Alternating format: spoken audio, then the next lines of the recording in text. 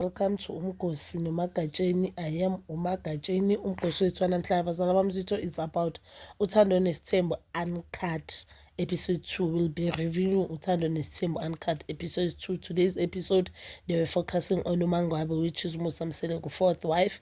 And guys, today's episode I think it was very emotional, guys, and it shows ukuthi umuntu angayithatha kancane into kanti into inkulu and into encane yawuphula umendo womuntu. Ukungamameli iphakna yakho uyawuphula umendo uphele nje umendo. On today's episode, guys, uMusa Mseleku azangavele nakayi-1 on diary, nakayi-1. So today's episode it was uMangwabi nengane yakhe, which is uMawande. We know that uMangwabi has 3 kids, but ingane ezakamusa kulezi ngane zakhe zi-3 zi-2, which is uMawande noZanande, guys. So on the first part, uMangwabi ubize uMawande bekahleli noZanande ukuthi so that they can eat fruits and talk, guys. And the only thing they've been doing is talking. Bebalokhu bazikhulumela, abuza uZanande ukuthi uZanande ufila kanjani, noZanande abuza umama yakhe ukuthi why a-divorce ubaba yakhe. This thing, as much as thina singayithatha kancane as ama-viewers, as much as uMusa ayithatha kancane, but I think ilimaza ingane kakhulu because uZanande ezibavezile ku-trailer was crying abuza umama yakhe ukuthi songazulahla ubaba just because unumber 5, and into estress umntwana kuyo yonke into ukuthi akazi ukuthi makangahlukana abazali bakhe mabangahlukani uzohlala nobaba yakhe or nomama yakhe. Now umama yakhe uthi no, you don't have to choose whoever uzohlala naye. Mina mawungahlala nobaba bakho ngisazochubeka ngibe empilweni yakho, mawungahlala nami nobaba bakho usazochubeka abe empilweni yakho. So ayikho isidingo sokuthi achoose. I think into ethusa umntwana it's indaba yabomhlophekazi. Uyabona mos ukuthi nabomhlophekazi bebakahlala la azange abayenzele iqiniso nabo abasezi. Mhlawumbe uyabona ukuthi uyeva even inkulumo la egcekeni ukuthi bheka manje umpilo makumele aye kubo kuba yinkulumo Musa Mseleku ukukhuluma inkulumo zokuthi kahle kahle ngoba umpilo akasamkoleti, umpilo bongamelanga aye kubo, yabo. Uyaziva zonke lezo nkulumo umntwana ukuthi no, ubaba nje mangathiwa nje uhlukana nomama uzophanisha umama using us, uyayithola. And you can see ukuthi impi yabo i-affect abantwana more than anything. Vele i-divorce bazala bami i-affect abantwana more than anyone kulo mshado and more than anything.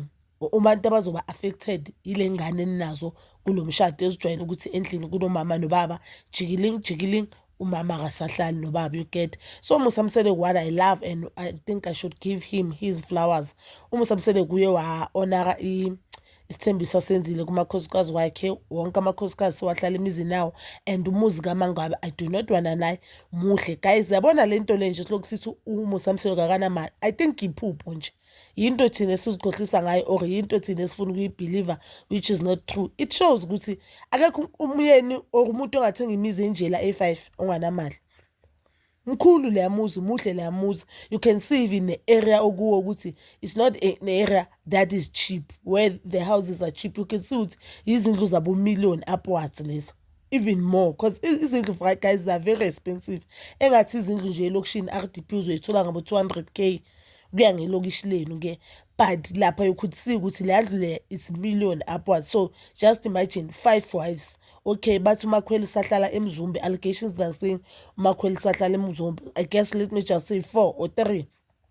Yebo ukuthi imali eningi kanjani leyo, unayo imali Musa Mseleku. And I think that is another thing eyenza ukuthi lamakhosikazi ahlale they know ukuthi masingaphuma la mhlambe yes we can afford, but i-lifestyle sesijwayele or lifestyle sakasijwayele yona uMusa Mseleku, it will be very difficult ukuthi siyiphilise ingane zethu, you get. So kuthiwa uMusa Mseleku akakalibeki inyawo lakhe kula muzi since they moved there. AboMangwabi uMusa Mseleku akakavakasheli ingane akakezi nakula muzi, and by the way ngibuka izinto ngakhona it seems like bacabana kwangempela manje, umshado phela kwangempela, ngoba uMawande ubuza umama ukuthi so ke wahlangana no number 5 which is uMakhwela. She said no, angahlangani naye. Wabuza uzohlangana naye nini, wathi angeke ngize ngihlale naye futhi angifisi ukuhlangana naye, you understand. It shows, and yabo kuyo yonke lento le into ebuhlungu kunayo yonke ukuthini uMayeni once told uMusa lento leyo ukuthi ungamthathi number 5 because ukuthatha kwakho number 5 uzosibisela emuva, and angifisi mina kusho uMayeni ukuthi akafisi yena ukubona umndeni sobuyele emuva sokungasazwana abantu bangasahambelani, because la sebakhona now what we've been seeing on the previous seasons of Uthando Nesithembu, it's something that umsebenzi like kusetshenzwe kakhulu kwaphuka imimoya kwasebenza abantu kwakose ba-compromise ama-feelings wabo ukuthi umndeni uhlangane ube yilento le thina besibona ngathi ayihlangananga kahle, but to them bosokuyenzeka umsebenzi omkhulu because kukwaba nesigaba la khona amakhosikazi wayengazwani, kwaba nesigaba khona amanye amakhosikazi of which uMayeni bangakwazi ukwamukela amakhosikazi lawo amanye afike after, you get. So the fact ukuthi bebasebakwazi ukuhamba bayodlala ama-game bonke, bebakwazi ukuphuma baye ku-family vacation bonke, it shows ukuthi kube nomsebenzi, and abantu abaningi they had ukuthi babeka amanye ama-feelings wabo ngaphandle, ba-compromise a lot of things, bakhulumisane kube nokuzwana emndenini. And the sad part ukuthi abantu kumele babeka ama-feelings and abantu kumele ba-compromise kuzo sonke isimo yiwo amakhosikazi, then uyachubeka you add another person.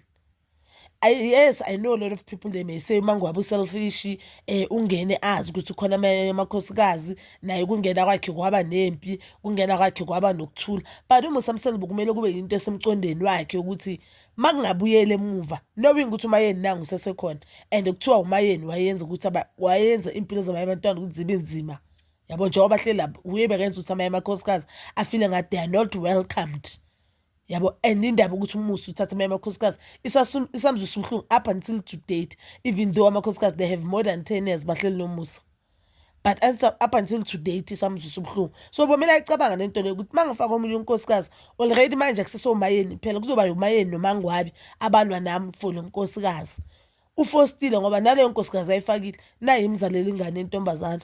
I don't know noma uMusa akayenzanga ibiology, akazi ukuthi igender yomntwana ilele kumuntu wesilisa ilele kubaba bomntwana. Angithi we all know ukuthi abafazi they only produce X chromosome, then indoda yiyo eno X no Y. So if ukhipha u-X umfazi uzokhipha u-X wakhe kube intombazana, ayikho into azoyenza. So kuyafana nje naloyo muzi athi ufuna ukukhulisa already, yazi sometimes mamuntu kumele u-appreciate ubonge lo nkulunkulu akunika, ungabi greedy man, ungabi greedy. Bheka manje uMangwabi is not happy, uMayeni akekho happy, uMakhumalo intandokazi yakhe bengekho happy, so uluza abantu abayi-3, uluza happiness kwakho akunakuthula just because of wena ulethe lo muntu oyi-1. But I'm glad uMacele noMakhwela seems like relationship yabo is very good. uMacele decided to welcome uMakhwela, and it seems like uMacele vele has never had a problem namanye amakhosikazi mawangena. Uyayi-understand indaba isithembu, angaba nezakhe inkinga, but uyayi-understand indaba isithembu, uyayi-understand ivision yendoda yakhe namanizo endoda yakhe, because indoda yakhe ithi idinga abantwana abayi-20.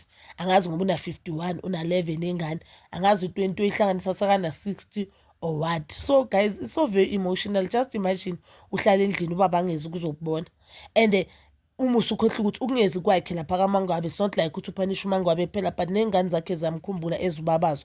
Angizi bese sijwayele ukuthi eroutine ubaba uzoza every day azosibona once or twice a week, futhi twice a week or once ubaba uzolala la ekhaya, sazi ukuthi nathi ubaba ukhona uspenda a night nathi la ekhaya. It is so sad guys. I felt very sad for abantwana, especially uMawande, because sekakhulile usesecondary, una-13 una-14, ubona konke. Abanye abangani bakhe bambuza ukuthi what is happening ekhaya, understand. But I'm also glad ukuthi uMawande, as much as lento affecta, uyasho ukuthi une-support system yakumpilo, umpilo yam-understand, uyakwazi ukucommunicate nompilo, which is a good thing for ingane. I think njengoba uMangwabi naye asho ingane lezi they all need therapy, but especially not lezi indala. I think lezi ey'ncane they do need i-therapy, bazokwazi uku-understand ukuthi ukucabana kabazali babo kungaba-affect, and ba-understand ukuthi whatever enzeke eshowini it doesn't mean ukuthi yinto yangempela, because it seems like they don't understand, as uMawande ashilo ukuthi akazithandi izinto babakhe azisho ngomamakhe on reality show, akazithandi izinto babakhe azisho amagama ubabakhe washo ngomamakhe on Uthando Nesithembu, especially kuma-diaries. Nami bengazithanda, I felt like uPaint uMangwabi as umuntu omibi. Manje uMangwabi kubonakala ngathi unemfazi wenhliziyo embi, unemfazi wenhliziyo eqine, kanti vele naye lento abathi ayenza vele aphusha inkani kube ngathi uyenza kangempela. You understand? I feel sorry for uMangwabe. I don't think ukhona umfazi oshadile ukudivorce, even though singathi ungene azi ukuthi umusa ufuna isithempani, uthi yena mabahleli kuma-pillow talk kwathiwa yena uzoba unkosikazi wokugcina, but she always knew ukuthi mangikhulumela umusa ngasho ukuthi she always knew ukuthi umusa ufuna ingane eziyi-20, now una-10. So obvious, since bona ngeke basakhona ukuthola ezinye ingane, it means mele edwebuye, yabo. I feel very sad as umuntu wesifazane nje. I felt very sad. I felt nje i-episode today very emotional, even though they didn't give us iside lakamusa le story. But bazalwa mzitho, please do comment down below your thoughts, and please don't forget to like, subscribe, share, and hit that notification button. Nginithanda ukuya nokubuya.